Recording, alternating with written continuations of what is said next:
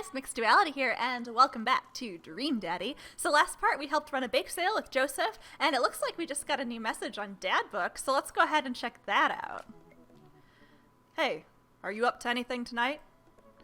Hugo and I were planning to go down to the art walk downtown, and we're wondering if you would care to accompany us. I would normally write a longhand letter, but I've run out of distressed parchment paper. Whoa, why can I see Damien and Hugo's chat? Am I a hacker? But I don't even have a hacker alias. The feds are gonna bust down my door any minute now. I've got to destroy this computer. Daddy, this is a group chat? Oh, thank God. Do either of you guys know how to destroy a computer? You can run Derek's boot and nuke from a startup flash drive.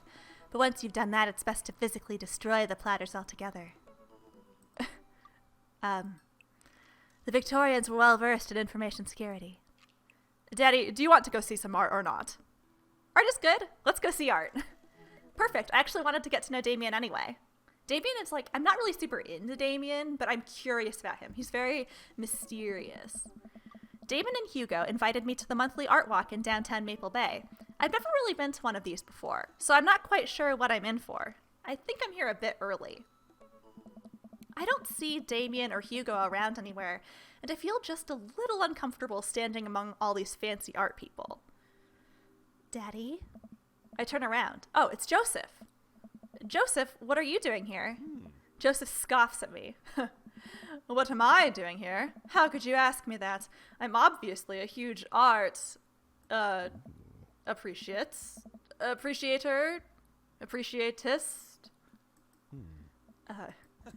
Okay, fine. Damien invited me to this art walk thing. I'm guessing he invited you too? Yep.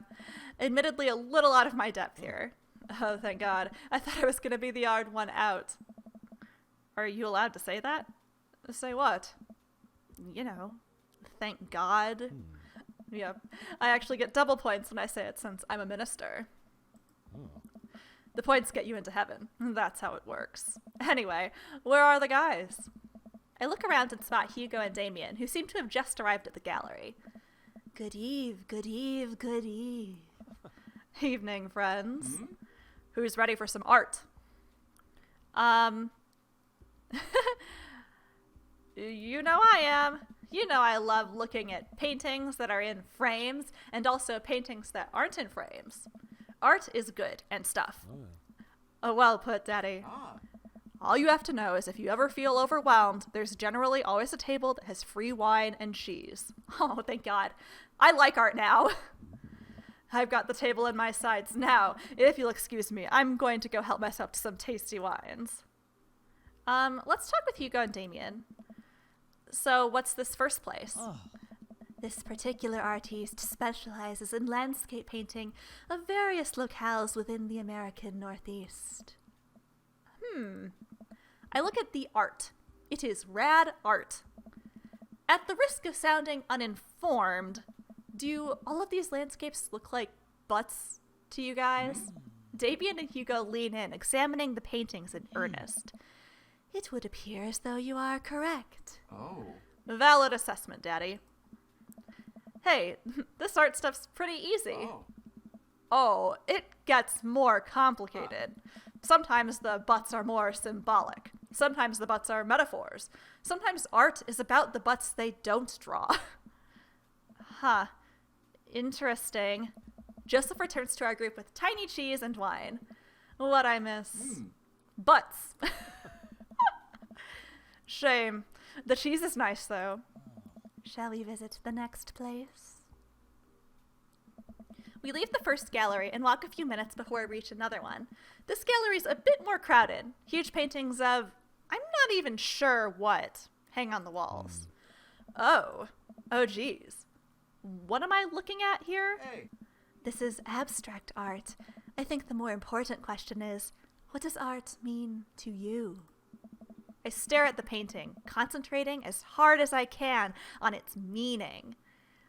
It's a metaphor for the human condition. It reminds me of my childhood. It represents strife. It's a butt! It's a butt. Everyone else stares at the painting. Yes, that's definitely a butt. Of course, all these guys are thinking about butts. Anyway. Huh. Well, a valid assessment. I feel like the artist was trying to make a different statement. Probably how much he liked butts. Oh my god. You are a servant of the Lord. We are all God's creatures, even butts. This game is so stupid. Comparing this piece to the artist's body of work, I'm pretty sure this represents the sense of isolation he feels, creating a traditional abstract artwork in a field that's rapidly moving towards digitization. Wow. How do you figure that? That's what it says on the placard. Oh. Let's look at a few more of these. We walk around the gallery, sampling some more of the artist's work. I almost hate to say it, but abstract art is kind of growing on me. It's interesting that this artist chooses not to let their work be defined by, what's the word? Realism. As we're looking at one of the paintings, a patron scoffs loudly. I could do that. Excuse me? Hugo, not here. No, come back here. The patron walks away, not noticing Hugo fuming right next to him. You say you could do that, but you didn't. You didn't seem to have the intellectual depth or the artistic skill to execute a piece even a fraction as impressive as this one. Art is the truest expression of the self, and it seems like your self is so bad your art would be bad. Hugo's insult game isn't the best, but there's no denying his passion. Damien is holding him back at this point. Friend, he's not worth it. Hugo manages to cool down. He smooths his jacket. I'm sorry. I just love art very much. We know, buddy. I pat Hugo on the shoulder. You know what would ease the mood? Is it cheese? No. It's wine and cheese. Co-signed. The four of us head over to the wine and cheese table, which thankfully is grounded in realism and is actual wine and cheese. We've got one last stop on the tour. You lot feeling up for it? Is it going to be any weirder than this art? It is absolutely weirder than this art. Let's do it. Damien, Hugo, Joseph, and I walk over to a performance on the street. Several masked performers in leotards undulate wildly on the ground, screaming both at each other and us. So, quick question. Shoot. What is happening? I second that question. Performance art. What does it mean? Again, I pose the very same question to you, Mr. Issues. Butts? They really like screaming. That they do. But I'm not sure if that encompasses the whole of their performance. What do you think they're trying to say? I believe it's less about what they're saying, and more about why they're saying it. I think there's something special about performance art.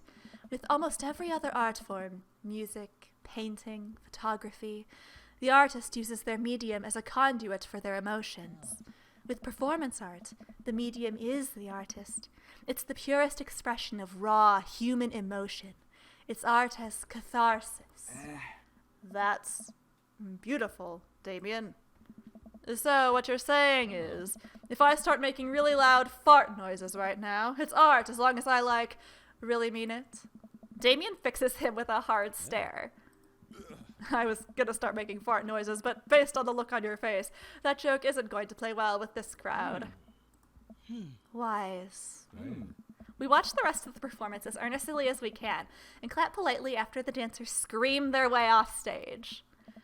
Whew, I think I'm all arted out. Agreed. We all decide to walk home together. We make our way back to the cul-de-sac, tiny wine and tiny cheese sloshing around in my stomach. I think what I've learned tonight, and not just what I've learned about art, which was nice and extremely informative, but what I've learned tonight is that when you put a bunch of tiny wine and tiny cheese together, it eventually becomes regular wine and regular cheese, followed by too much wine and too much cheese. The tiny cheese lulled me into a false sense of security. I felt safe with the tiny cheese. Wax wings too close to the sun. Cheese wings? Those would melt in the sun too, and I feel like it's more appropriate imagery. Plus, it'd be delicious. A nice A mentholer, possibly? Hey, if you guys were painters, what would you paint? I actually dabble in oils. I mostly paint landscapes. I'm not very good, but it's a nice way to pass the time. Oh. I think I would first focus on personal portraits of people in unique professions. Like, for example, lucadors. I think I'd paint boats, seascapes, maybe some lighthouses, mostly boats. Really? Ah. Yeah, I'm surprised you'd choose boats in favor of a long history of religious imagery and artwork. What? Boats are cool.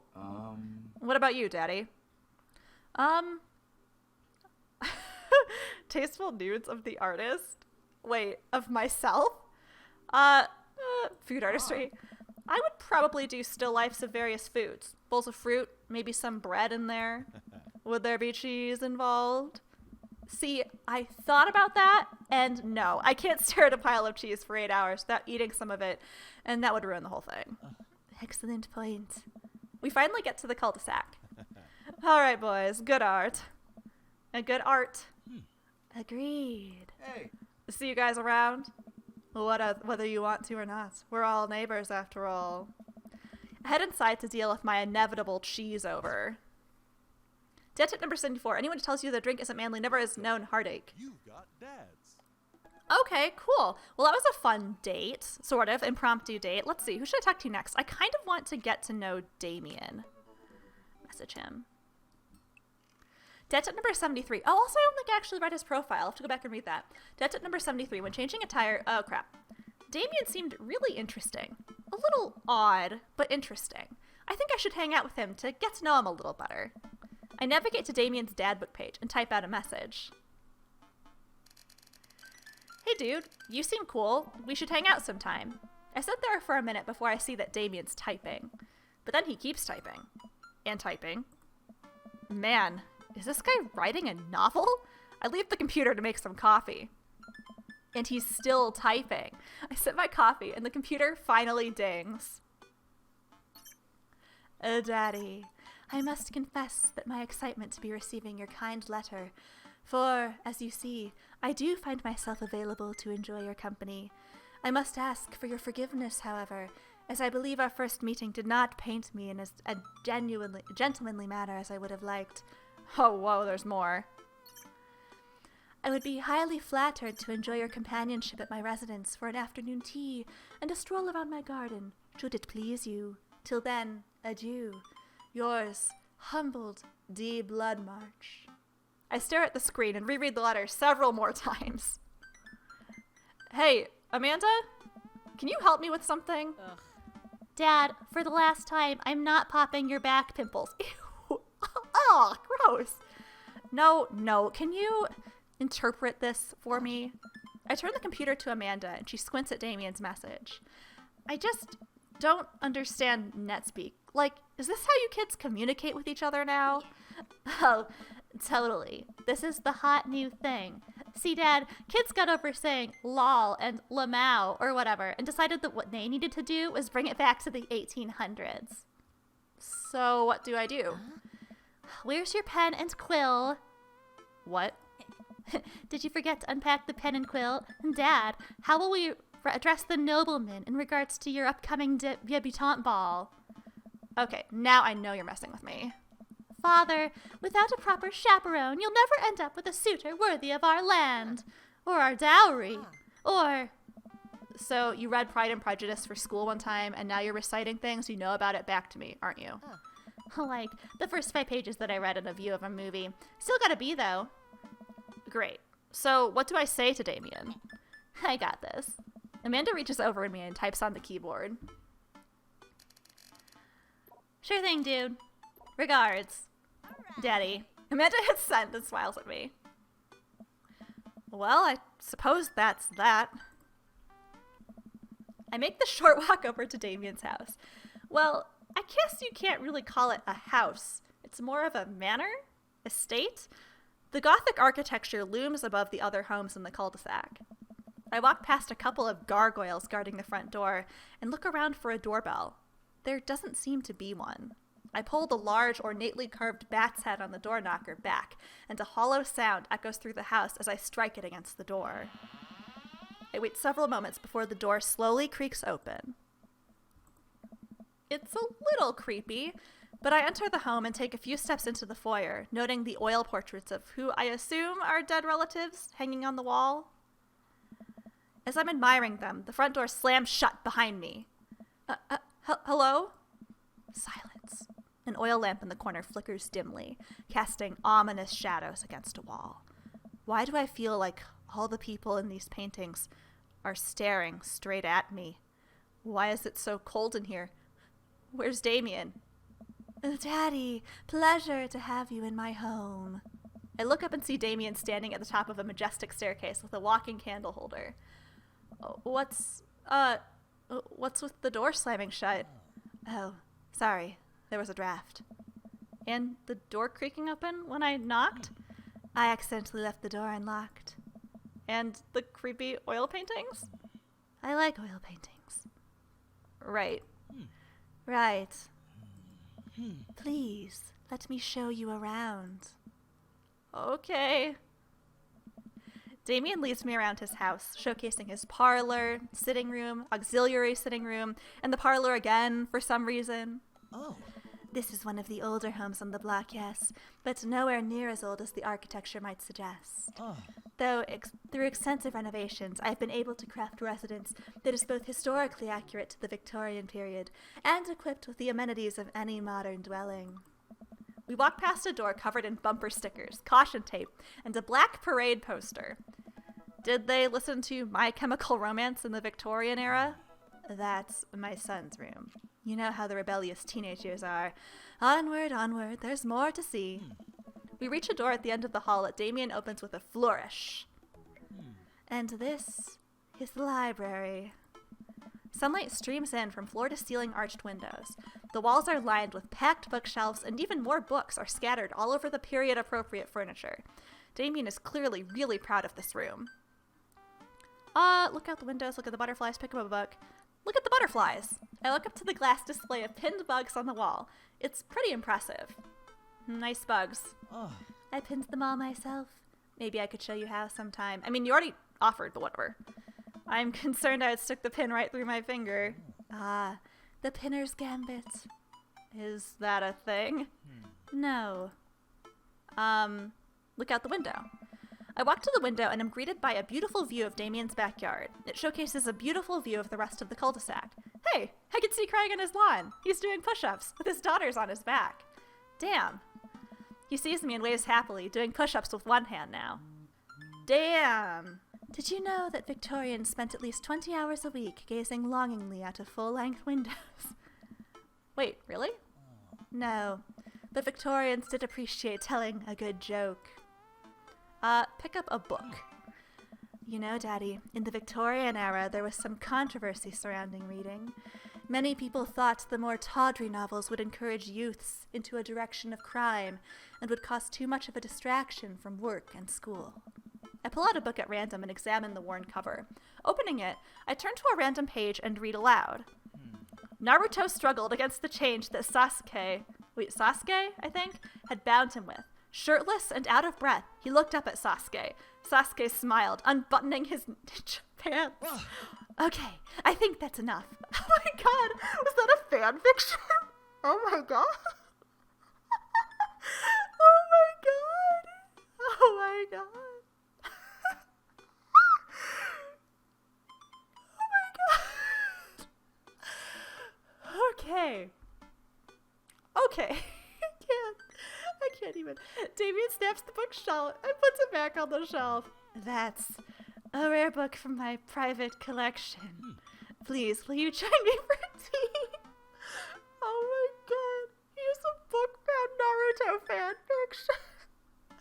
Jesus. I follow Damien into his sitting room, where finger foods have already been set out upon a beautiful tiered silver tray. I take a seat on one of the high-backed chairs as Damien pours and serves me some tea. I can't believe we're having high tea. I never thought I'd get to do this. Damien smiles to himself. What? Oh.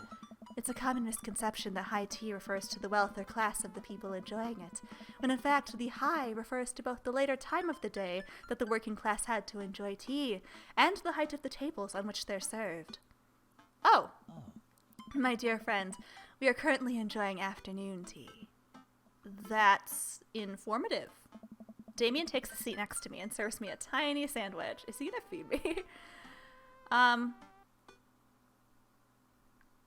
like your cape. It's a cloak, actually, but thank you. Victorian fashion is very important to me. You pull it off quite well. Oh, thank you. Regardless of my historical leanings, it's very important to me to present myself well. It has taken a long time to come up with a style that's both true to form and representative of myself, but I'm very happy with how I dress.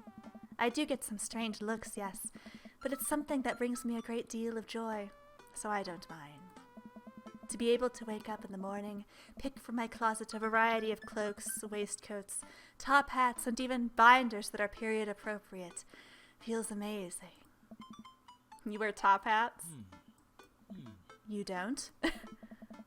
What got you so interested in goth stuff? Well, when I was a young boy, my father. Did he take you into the city? Sorry. Did you guys see a marching band? I'm afraid I don't understand. You're serious? Of course. But it's, you know, the song. Amanda made me listen to it. Seriously? I'd love to see a marching band. Nevertheless, I've always had a love for art, history, and fashion. What started off as a small hobby of collecting taxidermied animals grew into sort of an obsession. It's a privilege to be able to appreciate the lives and culture of those who came before us, I think. Why not go all the way? I like not dying when I catch a cold. He takes a sip of tea. I can acknowledge there were very many terrible things about the Victorian era, and try to live a life that strictly aligns with those ideals would be admittedly horrid.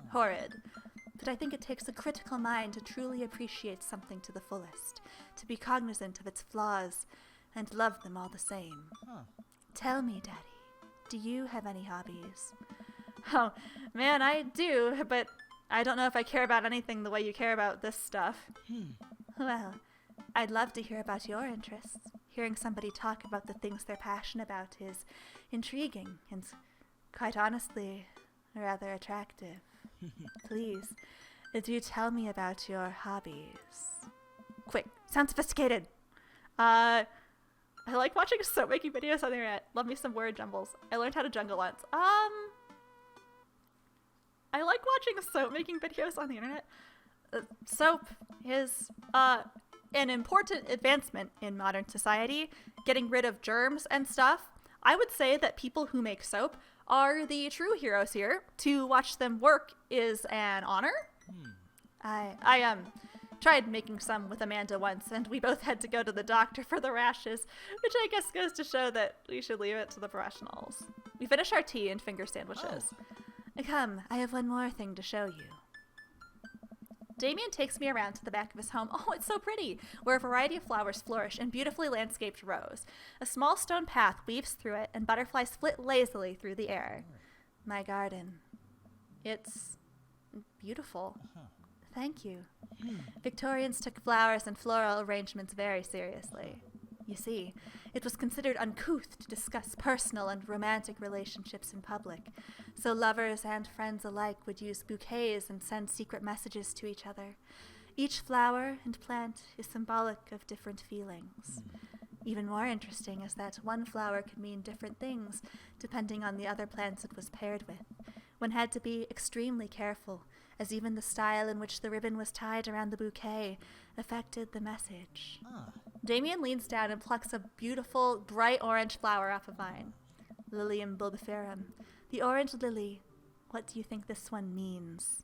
My loins are ablaze. Thou art the tightest. 3 cheers for sweet revenge. What? Oh, geez.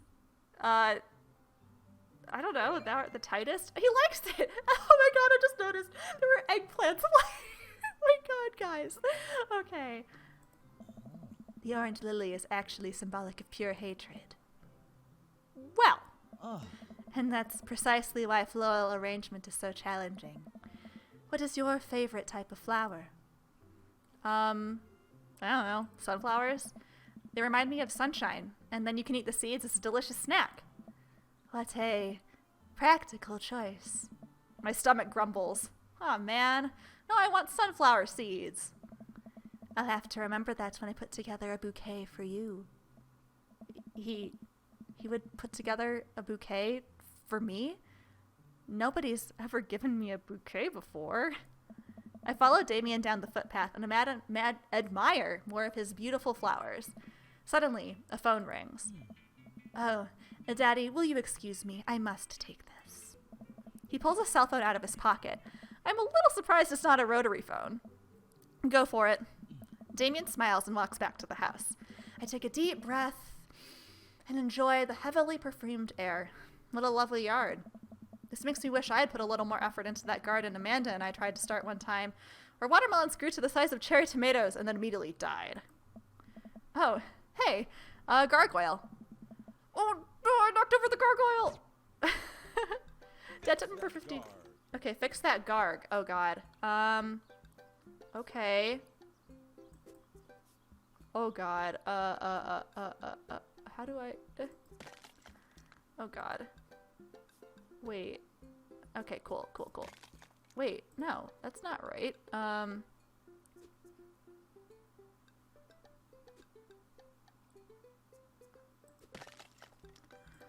do I...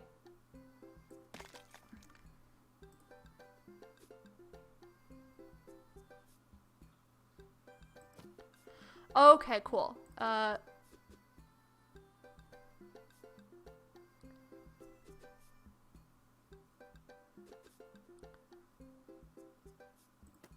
Okay.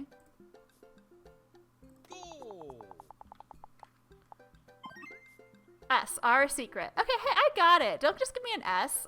Debt number 68, sleep is important. Make sure you're getting enough. Oh, God, I'm not good at that, guys. Whew, that was a close one. Uh-oh, here comes Damien. He looks upset. Daddy, my sincerest apologies to have kept you waiting. There's an urgent matter I must attend to, so I'm afraid I must take my leave. No problem, dude. Everything all right? Damien worries the hem of his coat with his fingers and looks away. Everything is perfectly fine, but, it's Lucian. What's wrong? He appears to have, well, his teacher needs me to come to school post-haste. Do you need help? Oh, no, you don't have to. Let me come with you. Us dads gotta stick together. You're right. This is one of Lucian's more elaborate stunts. I would greatly treasure having another parent by my side. Let's go. Damien and I walk into school and are immediately greeted by an anxious-looking Hugo. Hey, Damien, you're here in record time. I wouldn't miss it for the world, dear friend. Wow. Whatever it is, it doesn't seem like this is Hugo's and Damien's first time to the My Kids Are in Trouble rodeo. What is it this time? This, Damien, you have to see to believe. Damien and I fall into step behind Hugo, which leads us through the busy corridors of the school. We pass by several classes in session, and I vaguely wonder if Amanda's around. Hugo eventually ushers us into a small boiler room with a flight of rickety stairs leading down into darkness. Watch your step. I can hear faint voices drifting up from the basement, and they don't sound happy. As I'm led into the depths of the school, I recall the antics I got into as an angsty middle schooler. At least I had enough sense to stay out of creepy basements. We find another teacher in a boiler room tucked away in the back of the basement. With him are Lucian and Ernest, Hugo's son. Lucian has a bloody nose. Thanks for coming. I can't make head or tails of this. I look around at the scene of the crime and see a bunch of bricks and some masonry tools scattered around. What's happened here? Ernest punched me. Lucian tried to kill me. The room falls silent. I was not trying to kill you, dumbass. I was just trying to build a brick wall around you and see what would happen. You promised me there was wine down here. You tricked me. Whoa. Wait a second. Lucian, did you try to... Cask of Amontillado? Ernest? I'm neither confirming nor denying that. I turned to Damien and whispered to him. What's Cask of Amontillado? It's a classic Edgar Allan Poe short story where a man gets his enemy drunk, lures him down to a cellar with the promise of wine and a fine vintage, and then buries him alive behind a brick wall. It's a lovely story. So, wait, Lucian, you tried to do that to him? I was curious to see how it'd turn out. I wasn't actually going to leave him here. What was the thought process here? That Ernest was just going to sit still while you slowly built a tomb around him? Well, it worked for like 20 minutes because he's an idiot, but then he realized that I'd lied about the wine. And you were cackling maniacally. That sort of tipped me off. Ernest, 20 minutes? Dad. Huh? It took you 20 minutes? Son, we just did an entire 2-week unit on the cask of Amontillado, and it took you 20 minutes to realize Lucian was leading you into an elaborate ruse? Did you even read the story? I like how that's what he's mad about. I read the first 5 pages and then read a review of the movie. Huh? It's only 5 pages long, and there is no movie. Yeah, you're right. I paid Lucian to read it for me. Actually, he didn't even pay me. So when you think about it, this was me teaching him a lesson. Damien and Hugo both have their heads in their hands. You guys are always telling me to engage in the literature, and I did. I don't see a problem here. All right, I'm filing this under what the hell. Don't do whatever that was. Again, you two are both suspended for a week. Ernest and Lucian high-five. The teacher starts to stomp up the stairs. Hugo, I'll cover your class. Take your son home. Mr. Bloodmarch, you too. Thank you for your mediation. We all head up to the stairs and out of the school in tense silence. Lucian, Damien, and I all pile into my car and begin the drive home. Lucian immediately puts his hood up and stares out the window angrily. I'm not going to therapy again. I know, son. It's entirely up to you whether or not you want to go. But I care about you, and I can see you're struggling. So if you do decide you would like to speak to a professional about your feelings, we can do that too. Maybe you can spend the next week looking for a summer job, I know how much you want your own car. I can't believe Damien's keeping his cool. I'm impressed. Fine. Thanks for not freaking out too hard.